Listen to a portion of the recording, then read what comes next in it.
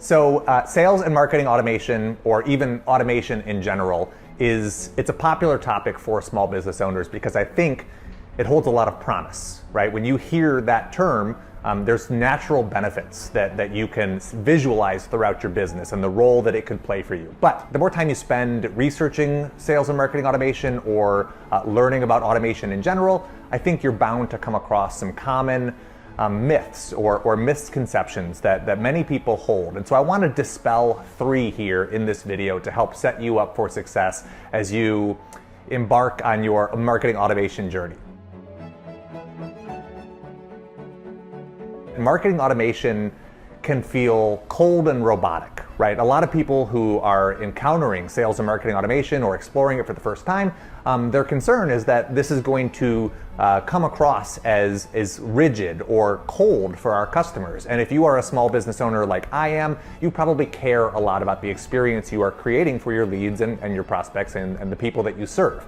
And so you don't want to compromise that experience, but you do want some of the benefits that automation allows.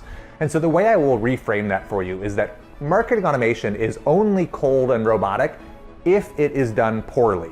And I think we have all experienced that. We've all experienced marketing automation that didn't feel personal, that didn't feel intentional, and that made us feel like we weren't an individual, like we were just part of this broader audience. And so I believe that's where that myth comes from. Sales and marketing automation, if anything, should help you expand your reach as a human and make you sound even more accessible than you have been before using it. How many hours a day do you spend responding to email? Sometimes even the same email if you're in a customer service role. If you're responding to the same type of question or inquiry that comes into your business each day, using sales and marketing automation, you can absolutely automate a response which allows you to respond in a quality way every single time to a customer that may have a similar inquiry. This will give you time back as the customer service rep or solopreneur who needs that time to help your business grow.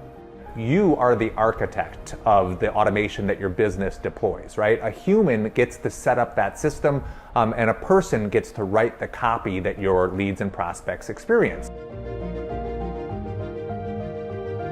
Myth number 2 here is that marketing automation and automation in general, it's really just for large companies, right? It's something that I will do when I reach a certain level. I hear this refrain oftentimes from solopreneurs, from startups, or from brand new entrepreneurs.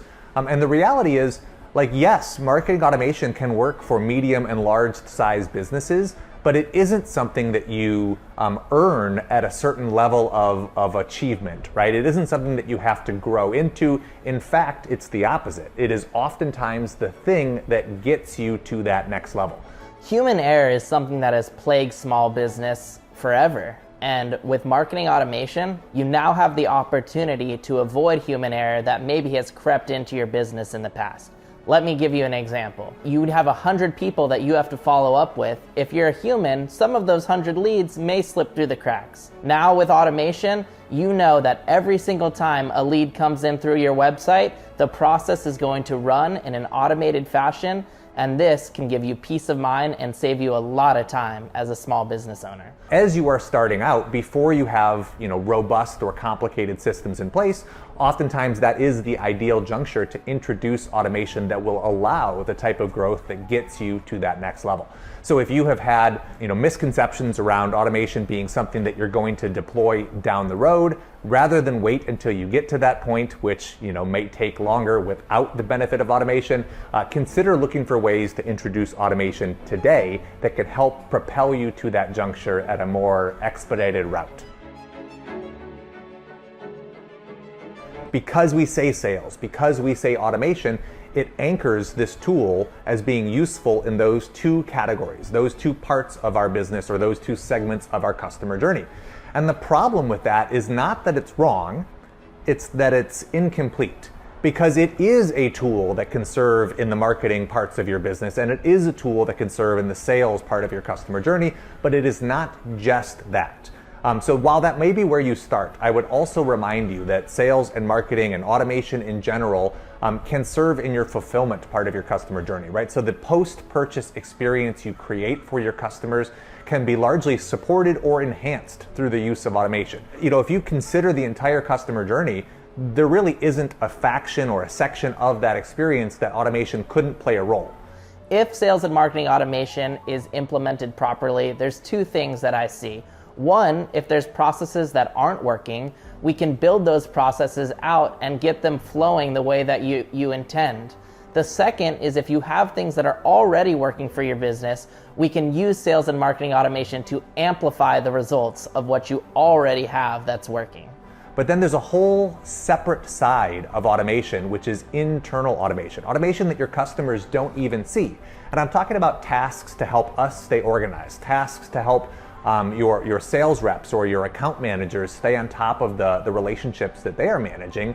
And I'm talking about managing different types of contacts that may not even end up spending money with you. So building your list of partners, vendors that you interface with, right? There may be other relationships that are important to manage, and the use of sales and marketing automation might make those more strategic or more robust.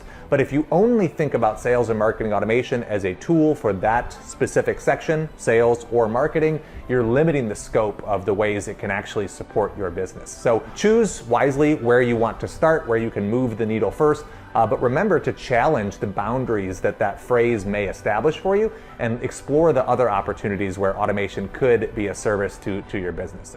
Regardless of what myths you've heard about sales and marketing automation, here's the bottom line. If you implement it correctly, it's a tool that can add value to what you're currently doing and maybe even help you fix something that's not working the way that it should. Those are the different sales and marketing automation myths that I have heard circulating, and hopefully we've dispelled 3 of the more common ones today. If you found this valuable, please feel free to leave us a comment below.